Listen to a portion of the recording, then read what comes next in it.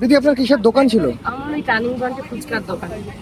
কি জানালো, কি বললো? দাদা বললো যে যাও, সোমবারের মধ্যে সবাই দোকান লাগাতে পারবে, আজকে দিনটা একটু হচ্ছে গরম, ঠিক আছে, আমি একটু ব্যস্ত আছি, এর মধ্যেই তোমাদের ব্যবস্থা করে দেবো। পুজোর পর আমাদের অন্য বিকল্প ব্যবস্থা দাদা ভালো জায়গায় করে দেবে বলেছে।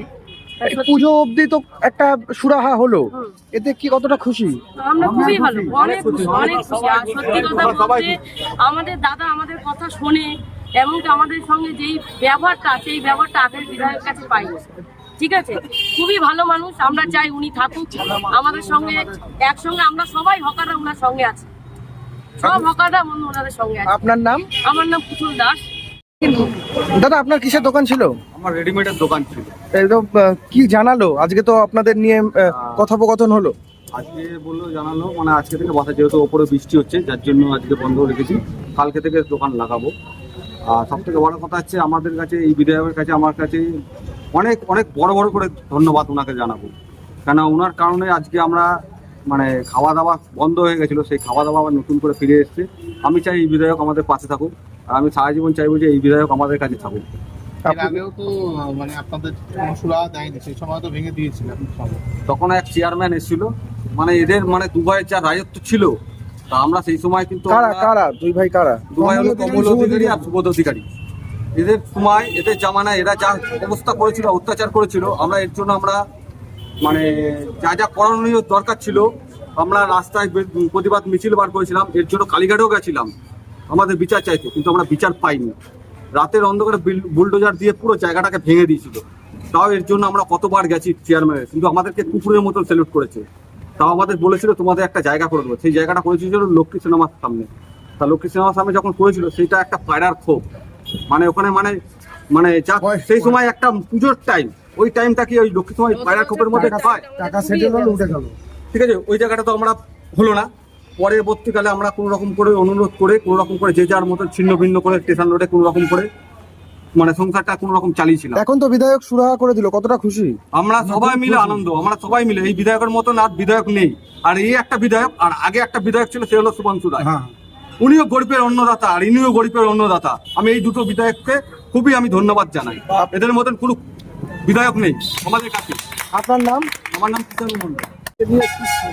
সিদ্ধান্ত হলো এখন গত বছর দুর্গাপুজোর আগে হকারদের উচ্ছেদ করেছিল, তখনকার তৎকালীন রাজ্য সরকার তৃণমূল এবং বীজপুর কাঁসাপাড়া দুই ভাই সুবোধ কমল, তারা তারপরে তাদেরকে পুনর্বাসন দেওয়ার কথাবার্তা ভালেনি।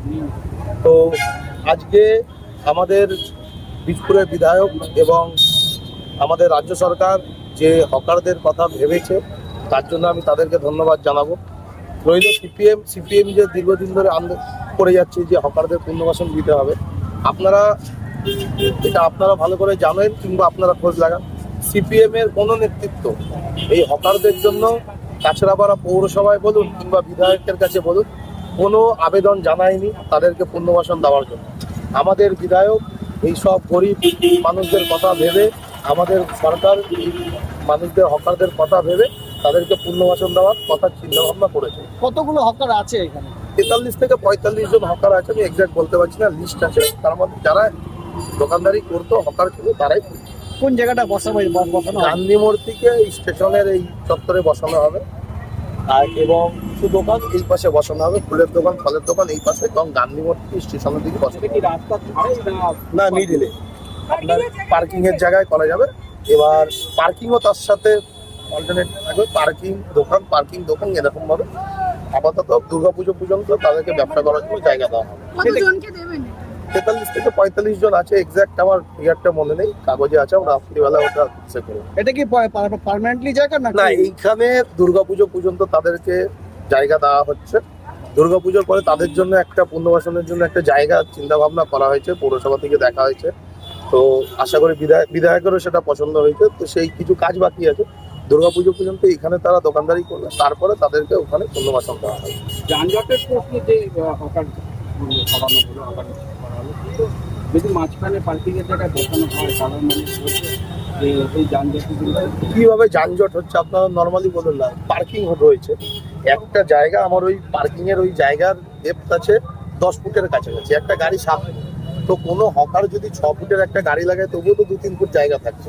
আপনার তো নর্মালি এখানে গাড়ি দাঁড় করালেও গাড়ির লেভেলে যদি একটা ভ্যান কেউ দাঁড় করিয়ে দোকানদারি করে, দুদিকের রাস্তায় তো আপনার ফাঁকা থাকলেও ফুটও ফাঁকা থাকবে। দেখা গেছে তো এর আগে পার্কিং থাকা সত্ত্বেও এই পাশটা করে বাইক রাখতো, বাইক সাইকেল রাখা হতো। এটা প্রশাসন নজর দেবে, প্রশাসন শক্ত হয়েছে।